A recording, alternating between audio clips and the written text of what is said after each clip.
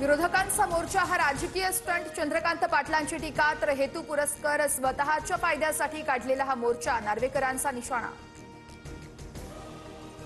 विरोधकांच्या सत्याच्या मोर्चाला पोलिसांची परवानगी नाहीच. विनापरवानगी मोर्चा काढल्यास पोलीस कायदेशीर कारवाई करणार.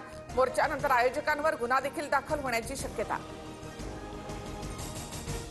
विरोधकांच्या सत्याच्या मोर्चाविरोधात आज भाजपचं मूक आंदोलन. रवींद्र चव्हाणांच्या नेतृत्वात आंदोलन केलं जाणार.